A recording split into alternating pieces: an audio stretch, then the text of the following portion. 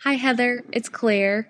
I praise and thank God for allowing me the opportunity to work with you in coaching.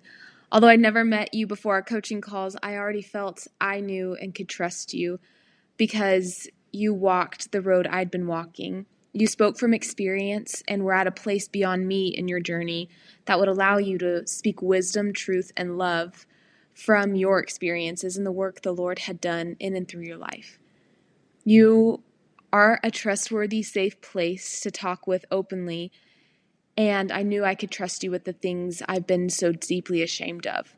The Lord graciously, lovingly, kindly brought much healing and growth, and in His goodness used you to walk alongside me in the process, helping to rework my thinking, to live and walk in the grace and truth of the gospel in accordance with the Lord's definition of beauty.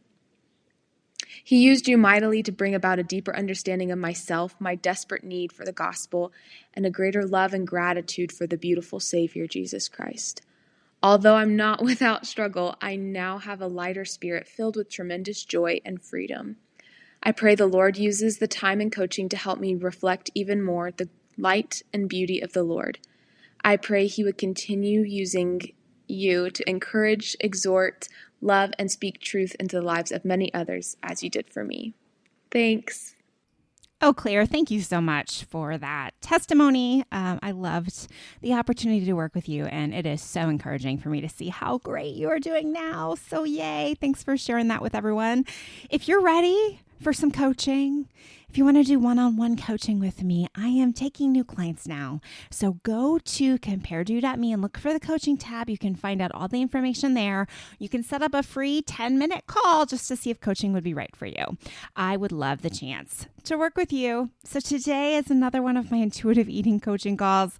Ooh, the topic's a little embarrassing. So bear with me as I bare my soul, but I pray it will speak to you today. And if it does, let me know about it. Drop me a message, heather@comparedo.me, or leave a review for the show. Your 5-star reviews really mean a lot, and they help other people who are stuck, totally stuck. You know what I mean by stuck. They help stuck people find this show. So those reviews are a huge blessing.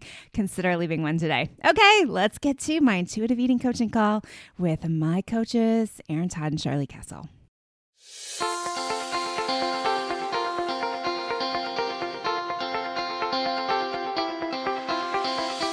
Welcome to Compared to Who, the podcast to help you make peace with your body so you can savor God's rest and feel His love. If you're tired of fighting body image the world's way, Compared to Who is the show for you. You've likely heard lots of talk about loving your body, but my goal is different. Striving to fall in love with stretch marks and cellulite is a little silly to me. Instead, I want to encourage you and remind you with the truth of Scripture that you are seen, you are known, and you are loved no matter what your size or shape. Here, the pressure is off. If you're looking for real talk, biblical encouragement, and regular reminders that God loves you and you're not alone, you've come to the right place. I hope you enjoy today's show, and hey, tell a friend about it.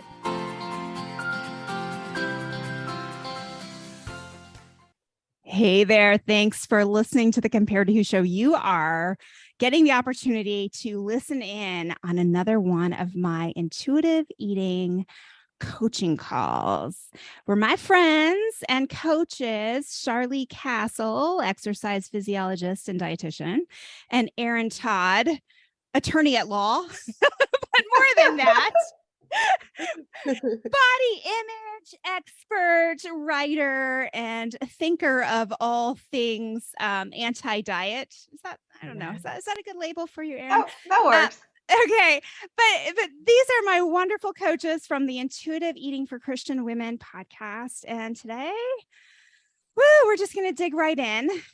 So I want to come to you guys with an issue today. And, I'm almost a little embarrassed to even bring it up, which is probably why I need to bring it up. Mm-hmm. But like many women who have had eating disorders, I have all kinds of GI issues, mostly esophagus issues. And I was at the doctor, the GI doctor, to get my esophagus checked. I know I need another procedure to widen it. That's more information than you needed, but just the full context. So I knew that they probably needed me to get on the scale to kind of monitor what's happening with my weight and related to, my esophagus. And so I did a very noble thing in our world. And I bravely said, no, I don't want to see the weight. Mhm. And I'll turn around. So I turned around. I didn't see the weight. And I swear to you, she took my blood pressure a minute later. It was higher than it ever is. And I was like, I think that was an emotional experience for me, Yeah. telling the doctor, because she gave me the weirdest look, like, okay, whatever. And I made it through that doctor's visit. I felt good. I got home and I started looking at my pre-procedure materials, open up this folder, and right there is a sticker inside the folder that says my name, my height, and my weight. Mhm. Ah, you guys, I haven't been on a scale in more than a year, Yeah. and the number is not what I thought it was going to be. Even though I haven't been weighing, I think you always kind of keep a measure in your head of, well, it's probably this. In fact, I think I've had to guess my weight on some things recently, and I'm like, yeah, it's probably this. It was not this. It was not that. It was a number I had never seen before. Yeah. And it sent me spiraling. Now, I will tell you, the spiraling lasted for about half a day. Mhm. I didn't Google any diets. Yeah. Praise God. I did fantasize about restricting Mhm. for sure. Mhm. I immediately defaulted to, okay, here's what I have to stop doing. Here's what I have to start doing. Mhm. And then, obviously I've been doing this long enough that I could kind of talk to myself through it. Like, okay, now Heather, that never worked before, but Mhm. I'll tell you that voice that said, yeah, but this time it's out of control. This time you've let it go too far. There's no coming back from this. This is irresponsible. Like, those are the kind of moral messages that I was hearing. And yikes, it was a Yeah. thing. So Yeah. what are your thoughts? So we're going to get to that moment Okay. that you saw the weight. We will get there. But let's go back a little bit to how you've been feeling over this last year, recognizing some body changes, right? Knowing that your body was getting a little bit larger. Um, but like, how have you been feeling about your body? Like that morning before you went to the appointment, how were you feeling about your body? Good. Yeah. I mean, like, I really have sincerely and genuinely felt good. Probably in the 3 or 4 weeks leading up to that appointment, like, so the month or so, I was buying new clothes. Mhm. Actually I was reporting my weight because I was using some online, like, clothing finder Mhm. kind of things. And typed that weight in there, no problem, and got new clothes that were in a different size than I might have chosen for myself, but was happy with that and felt good about, like, getting some new pieces that were more comfortable, and felt Mhm. like I looked good, even though I knew I was bigger than I was before. But Mhm. part of this, I think, for me too, is my age. Like, I'm coming to grips with the fact that it's okay that I really don't look 25 anymore. It's okay Yeah. that my body is different now. Like, and so, that whole bag coming together, I felt good about it. And Mhm. then I think I reported on this last time, but I just had a full panel of blood work. Mhm. And I go to a functional doctor. So, I mean, we're talking like all the extras, bells and whistles included, and everything was good. My Hashimoto's is still gone, even though I'm eating gluten and dairy. So I felt healthy. I felt good. I would say, without being TMI here, My marriage and sex life has been good. It has not been impacted at all by this. We've been just fine, maybe even better than before. So by all accounts, I was feeling great. I was like, okay, this is my size. That's fine. But Yeah. that weight number, ugh. Yeah. Yes. So this is exactly why, right? We would say, like, don't weigh yourself more than you have to, because as a culture, we have attached so much weight, pardon the pun, Mm-hmm. into that number. We have attached so many judgments and feelings and just so much to that number Yeah. that I feel like you worked through it very well, but you're a woman with a full toolbox, Mm-hmm. right? Like, you've got the tools to work through something like that. But that number can just instantly discount all the good things that you just told me. Yeah, absolutely. Beautiful labs, fabulous sex life, feeling comfortable and good in your body, enjoying food, all these things, like, that is health. Mm-hmm. That is what we are looking for. Hashimoto's, like, non-existent, not having symptoms, mentally in a great place. Yeah. Yeah, that is the health, not your number on the scale. What a backwards way of learning that, but there it is. Like, that is the illustration in your life that shows you picture of Heather doing great in all facets of her health. And then over here is this rogue bit of information that contributes nothing to that and only tries to derail that otherwise sound picture of health. Your health is not that number, it's all those other components that are doing well, that you're taking daily actions in and behaviors in and contributing to and practicing regularly. Oh my goodness.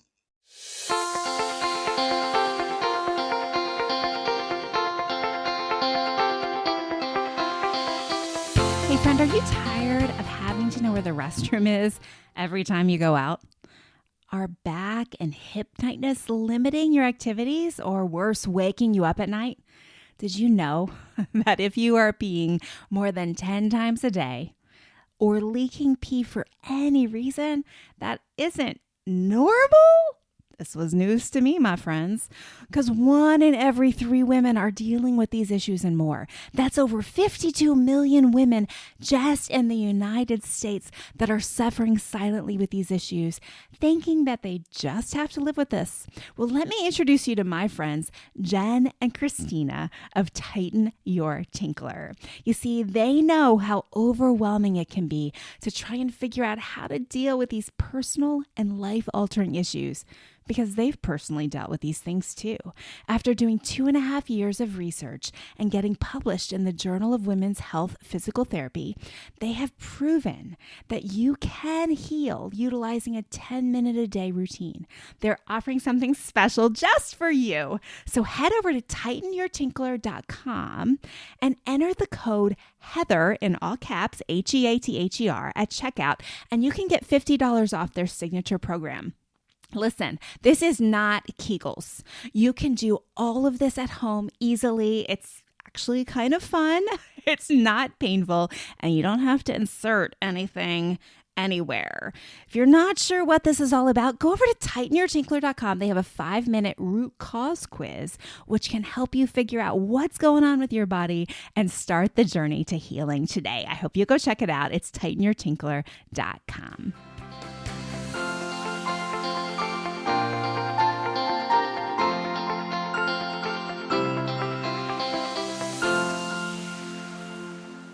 I love that is the picture of health is not a number, Yeah.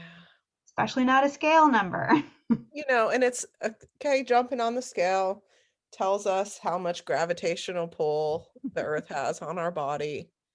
It's important for things like anesthesia dosing, right, for your procedure, or maybe some medications afterward. It's important for those things, and doctors need to know that. But it really doesn't have any value on your health, actually. Yeah. That's really hard. Just not even to play devil's advocate, because I don't like to be on his team, but but it is so ingrained Mhm. that this number means something. And one little number, like the power one little number has. And I was thinking to myself, okay, well, what if that number had been a different number, a lower number, right? Like, what would that have changed? And aside from my obsession and spiral, I'm like, it's so crazy because it really doesn't matter. It's just a number on a page, but yet it feels like it matters. And I Yes. will tell you, I instantly went. So I'm thinking about, I think I need to go to a cardiologist as well. It's kind of a side issue surrounding exercise that I've always had. And as soon as I saw that number, I was like, I can't go to a cardiologist. They're going to tell me I need to lose weight. And then what am I going to do? They're going to tell me if I lose weight, my problems will be solved. Even though I know the problem I'm having, I've had since I was anorexic, they would still tell me I need to lose weight. So it creates a spiral of problems. And I have completely new empathy for women that have been put in this position of weight loss, or we've got nothing else for you. Yeah. So that's kind of what I want to get at, Heather, Yeah. is when you see that number, and I speak like from experience of working with people and from my own personal experience, you are flooded Mm-hmm. with all of these thoughts about what that number means about you. Yeah. And absolutely what you just shared of this number is going to result in healthcare discrimination. Mm-hmm. That's huge. And I'm like, we can't sit here and say that that's not true. Mm-hmm. So how do we balance knowing, listen, like, I'm in the best health I've ever been in. I feel great. Like, I am doing really well. And I know my worth and value in the Lord. And I know my health. And I know the health at every size research. Like, I know these things. And I know that this cardiologist is going to be hyper focused on that number. We can pray that you're going to get one that's not, and they are out there. But we know that there is lots of healthcare discrimination towards people in larger bodies. And so how do we navigate that? Mm-hmm. And that brave moment that you had of telling the nurse that you didn't want to see your weight, it's filling yourself up for more brave moments like that. Yeah. And it's a shame that people in larger bodies have to do that. Mm-hmm. But we're at a place in our culture and time that you do have to advocate for yourself and have to have those brave moments. And so there's and this is why people avoid getting health care, Mm-hmm. which is so sad. Yeah. This is why people avoid going back for the checkup appointment or getting the cardiology thing checked out, because it can cause anxiety and panic attacks, and it is overwhelming and it is scary. And so you have to prepare Yeah. to have that brave conversation. And we're talking about like having a brave conversation with a cardiologist, right? Like not not just a doctor, as if like just a doctor is a thing, but like a cardiologist, someone that we are taught to respect, that has done years of training and all of this schooling. And it is very intimidating. Yeah. But what I will say is, like, you know the truth. Mm-hmm. You know what the experience of anorexia was. Mm-hmm. You know what the experience of the heart issues that you've had and where they came from. And you know your experience of where your health is right now. You know your body. And so you can prepare for that situation and that conversation with just the most grace you can ever possibly muster. Yeah. To talk about it. Yeah. And be upfront with it. Erin knows I had to like process this with her. Mine was seeing the O word on my record when I was pregnant, that my pregnancy was high risk because of my weight. Yeah. And that did not feel good. I knew the assumptions the doctors could be making. I knew all this stuff. And, I just was on, like, once I thought I was good, right? Like, I've been working through this for a long time. I help people with this. So when a year and a half ago, when that hit me and it bothered me, it kind of took me by surprise that it bothered me. And so the next time I went into the appointment, I just had like, let's be honest. Like, I want to share with you that I have a history with eating disorders. And, here's like, because I had a really good rapport with the doctor, I did bring in like a health at every size article. And I wanted to say, like, I believe that this is true and this is important to me. And for you, it might be saying, I've been dealing with this cardiac issue since here. And my body size was this then. And now my body size is this. And so I would just like it to be known first and foremost that I don't believe that my weight is associated with this problem.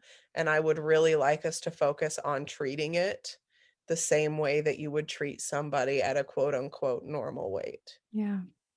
And I think you can have that conversation extremely gracefully and respectfully, and it be received really well. Yeah. But that takes a lot of mental, emotional energy. Yeah, absolutely. And well, it feels like a moral battle that I'm on a weird side of, right?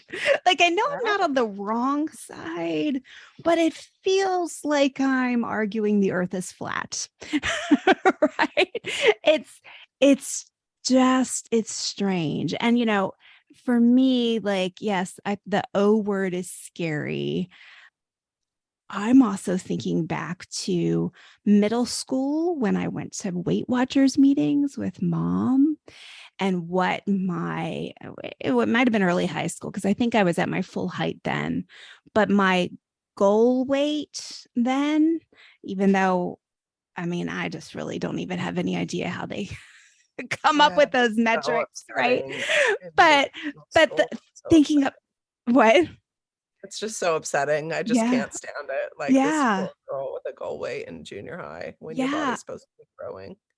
But I think about like that range and what the top of my range was, and how I've had that top of my range number in my head for a long time. And finally, after babies, I was like, this is kind of a ridiculous number. Like, I'm not going to be top of my range.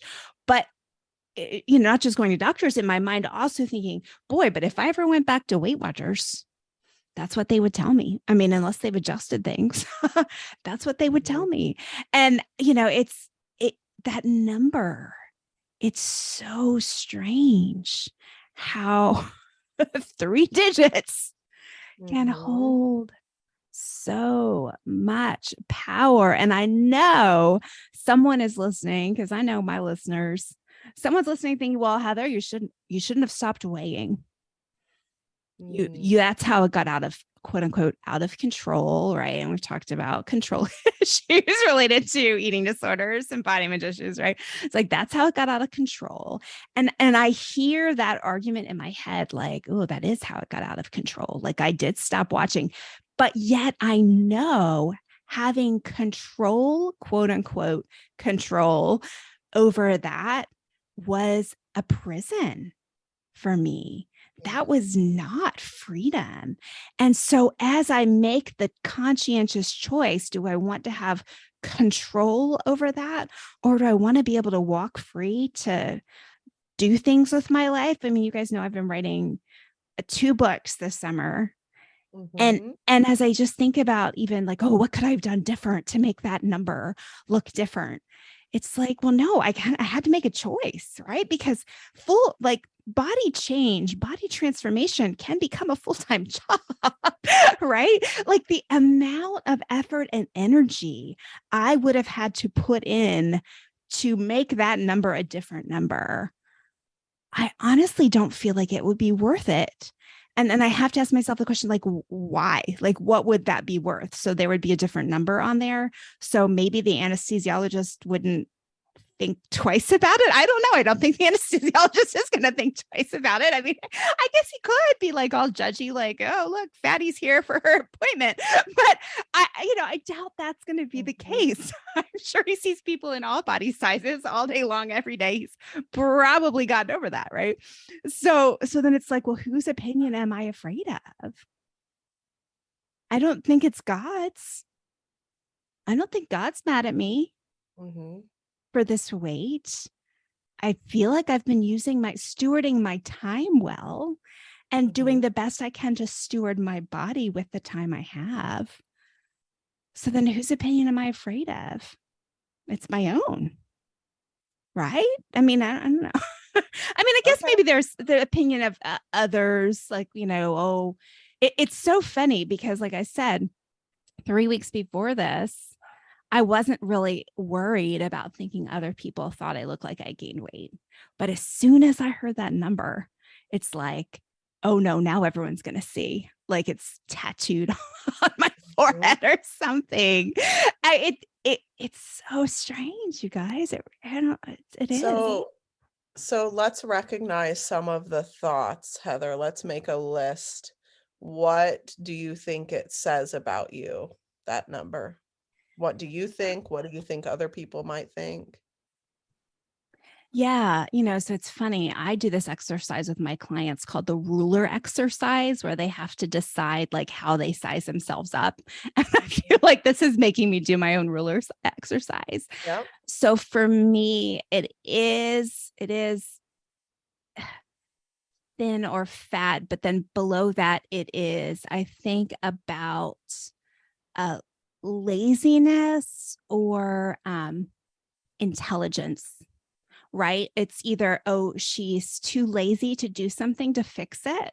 She doesn't have the work ethic to fix it, or she's not smart enough to know she needs to, and again, I'm putting this in air quotes, to fix it. If she knew more, like we talked about in the last episode, if she knew more about health, if she understood more the way bodies work and the way diets work, then she wouldn't have this, again, my air quotes, problem. So yeah, I think it's that I'm not smart enough or I'm not hardworking enough. Okay. So let's break those down. What's true? What's not? Yeah. Well, I am smart enough. I do know all the things, probably too many things, like way too many things. And, My things know things. You wrote 2 books this summer. Yes. So you must not be hardworking. Yeah. You're very hardworking. With 4 kids at home. Yeah. Yeah. So what's the truth is you're pretty hardworking. You're pretty darn smart. Yeah. And you know quite a bit about health, and you have quite a lot of experience navigating health. Yeah. So What have you used your work ethic for? What are you working hard at? Yeah. I think I'm working hard at what I've been called to do, right? At my purpose, Mm-hmm. like how I've been called to serve, what I was made for. I think is writing these things and talking about these things. I mean, in addition to raising and schooling my kids and loving my family and serving at church, all those things. But yeah, I mean, life has been very full of activities that I think are serving God. Yeah. Would you rather have a thin body and not be doing those Yeah. activities? It's sad that I would have to stop and think about that, right? It's sad that I would even pause. Oh, Like, fair. ooh, but Mm-hmm. it's really it's not an either or, right? Because I would obviously say no, of course I wouldn't. But then I Mm-hmm. would follow that up with I want both. Uh-huh. I want it all. Why Mm-hmm. can't I have it all? I'm good enough to figure out how to have it all. Right? Like it's back to magic, believing in unicorns. Like I just haven't found the right magical thing so I can have it all. Yeah. Right. My goodness, it's so connected to all these other myths we believe about life, right? That we can have it all, that we don't have to make choices. We can just have everything. And yeah, it's just not true, is it? No, Yeah. no. And it's often that, but it also like isn't black and white, right? Like Mhm. we might also start believing the lie of like, well, I can focus on my career or I can focus on my family. Mhm. I can homeschool my kids and write these books, or I can take care of my body. Mhm. When the reality is, you can probably do a pretty darn good job of stewarding your body, working on what God's called you to do career-wise, and parenting your kids. You can probably do a darn good job of those things with the Holy Spirit's help, in humility, with grace. Yeah. But it might not look like, it probably will not look like the ideal Yeah.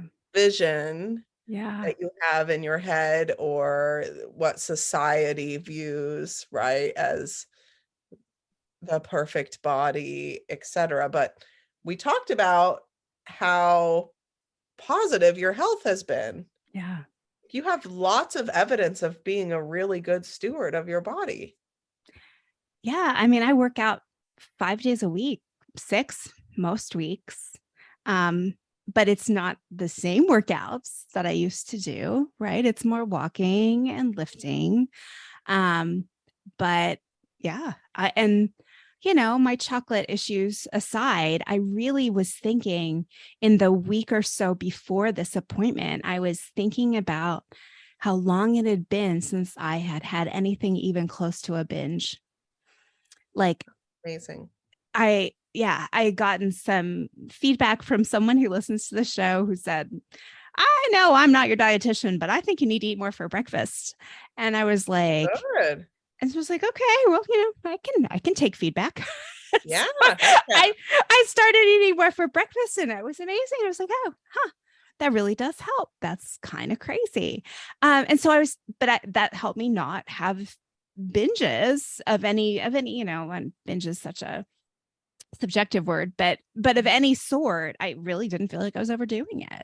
Um, but yeah, I mean, maybe in the next episode, next month, we can talk more about like gentle nutrition and and, and what the line is there in terms of being a good steward Sure. of your body. But I thought I was doing okay, but that Yeah. number told me a different story. Yeah. So you've had some time to process that before the Mhm. call, and we've Mhm. talked a little bit about it. And like, where are you kind of at with it right now? Yeah. Well, in addition to thinking about like getting a Sharpie and black, because the folder's like beside me here on my desk. I haven't opened it since I looked at it. I have fantasized that maybe I read it wrong. And if I just looked at it again, it would be different. But I'm too scared to do that. But yeah, and I know that numbers shouldn't have this kind of power over me. They shouldn't have this kind of hold over me. That it really shouldn't matter. But it it's still there. It's still ping pongs. Have you been able to lament about it with the Lord? Yeah, that's a good question. No, I don't really think I have. That's a good suggestion. Yeah. Yeah. Heather, I think you know all of the reasons why the number shouldn't matter, but like that heart and honesty of like, but it still feels like it does to me. Like, I really appreciate you being real with that. And I think that's one of the layers that we get to in this work. It's like, I get it intellectually. I know this doesn't mean what culture says it means. I know a weight number does not define me and my health status physically, as we've just explained. Like you're doing really great with that. That's not a picture, a representation of how your physical health really is. And more importantly, it's not a representation of your whole health, your spiritual health, your emotional health, your relational health, all these other facets that are different and arguably more important than that one number. But like admitting that it still has power over you, and then admitting that that power is because you gave it that power. I think that's another opportunity of weeding out a remnant of diet mentality in there. It's like, I don't want to agree with that. I don't agree that this weight number means something about who I am. Yeah. And so I'm not going to make an agreement with that at this fresh moment as I'm peeling this layer again, because you can make that statement and declaration intellectually. And then when you get to one of these pivotal moments in your journey where you have to really feel that in your heart to be able to move forward with it, and it's just not quite from your head to your heart yet, that's like the repent for what you've identified and then cry out to the Lord to help you change my heart, make me not care about this, make me know that I know that I know, as Char likes to say, that this number does not mean anything about my worth and my value. And I reject what culture says, and I do not make an agreement with what the enemy says about what that number means. Yeah, that's good. I got to take my own advice and decide to define beauty the way the word does instead of the way the world does. Yes, ma'am. And you got to be honest with the Lord, Heather. Like, God, I'm grieving this, like the body that I wanted. I'm grieving, and I'm sad about this. And I really wanted my body to look differently. And you know what? If like I want to surrender it to you, help me do that, God. And I want your will. I want you more than I want that body. But like we get to be honest with him about that. Yeah. We get to be honest about, like I'm sad about that number. Yeah. Yeah, that's good. I don't really like that number. Yeah. Well, and I'll finish us with this because I know we were out of time, but I think the magical thinking that happens around intuitive eating is that if I've surrendered this and I'm just being normal with food, then my natural size will magically be this like smaller body, right? It's like, yay, I finally found the magic diet where I can eat everything and my body will help me be a hot size or a good size or whatever word you would use, right? That is like the magical unicorn fantasy that we have in our heads about intuitive eating. Yeah. For sure. Yeah. Well, let's tackle that more next time. Ladies, thank you so much for being on the show today. Tell everyone where they can connect with you guys. Yeah, we're at intuitiveeatingforchristianwomen.com. Awesome. And are you going to be coaching again anytime soon, or is there a course people can sign up for? How can they get more information on intuitive eating from you all? So all of our online courses are just on that website. into it. Char, what were you going to say? No, I was just going to say, yeah, all the online courses are on the website and you can do them, say, self-paced at any time. And I am working one-on-one with clients right now and have room in my schedule. So you can get to that through the Intuitive Eating for Christian Women website, or you can go straight to intuitivewellnessprograms.com Awesome. and schedule a consult. Awesome. Well, I'll put links to all of that in the show notes. Thank you, ladies, for your time today. And thank you for listening in on my coaching call. I hope something in today's episode has helped you stop comparing and start living. Bye-bye.